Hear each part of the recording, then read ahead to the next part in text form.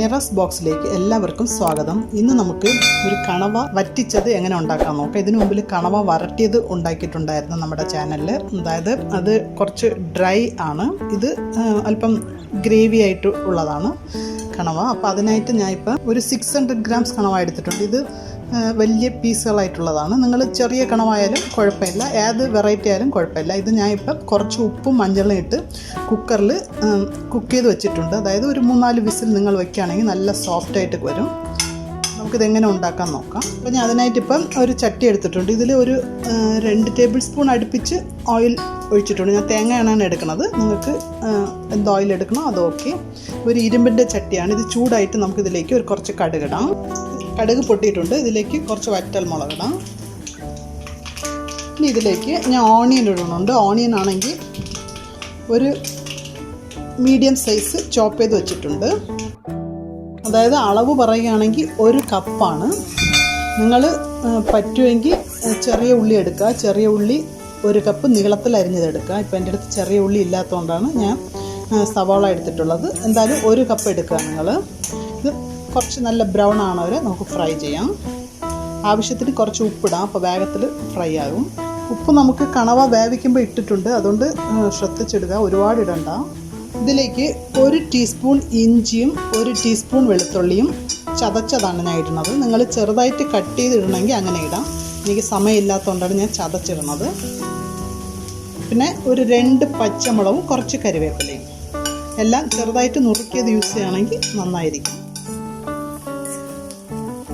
ഇതെല്ലാം ഇനി ഒന്ന് ബ്രൗൺ ആകുന്നവരെ നമുക്ക് ഫ്രൈ ചെയ്യാം. അപ്പോൾ ഇത് ബ്രൗൺ ആകുന്ന സമയം ഞാൻ 1 കപ്പ് തേങ്ങയാണ്, 1 കപ്പ് തേങ്ങ നല്ലപോലെ ബ്രൗൺ ആയിട്ട് ഫ്രൈ ചെയ്തെടുത്തിട്ടുണ്ട്, വറുത്തെടുത്തിട്ടുണ്ട്. ഇത് നിങ്ങൾ ആവശ്യത്തിന് വെള്ളം ഒഴിച്ച് നമുക്കൊന്ന് അരച്ചെടുക്കാം. അപ്പോൾ നമുക്ക് ഒഴിച്ച എണ്ണയൊക്കെ പുറത്ത് വരാൻ തുടങ്ങിയിട്ടുണ്ട്, കണ്ട. അപ്പോൾ ഓണിയൻ നല്ല ഫ്രൈ ആയിട്ടുണ്ട്. അപ്പോൾ ഇനി ഇതിലേക്ക് മസാലകൾ ആഡ് ചെയ്യാം. ഇതിൽ 1.5 ടീസ്പൂൺ മുളക് പൊടിയും 1.5 ടീസ്പൂൺ മല്ലിപ്പൊടിയാണ് വേണ്ടത്. അപ്പോൾ ഞാനിപ്പോൾ 1.5 ടീസ്പൂണിന് 1 ടീസ്പൂൺ സാധാരണ മുളക് പൊടിയും 1/2 ടീസ്പൂൺ കാശ്മീരി ചില്ലിയുമാണ് ആഡ് ചെയ്യാൻ പോകുന്നത്.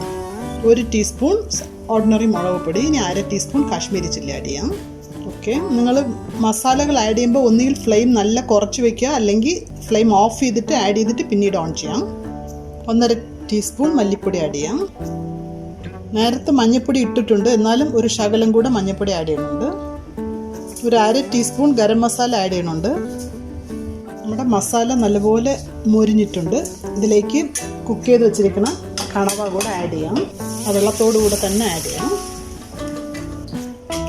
ഇതിലേക്ക് ആവശ്യത്തിന് പുളിവെള്ളം ഒഴിക്കാം. നമുക്കിതിൽ ടൊമാറ്റോ ആഡ് ചെയ്യണതില്ല, അതുകൊണ്ട് പുളി അല്പം കൂടുതൽ ആവശ്യപ്പെടും.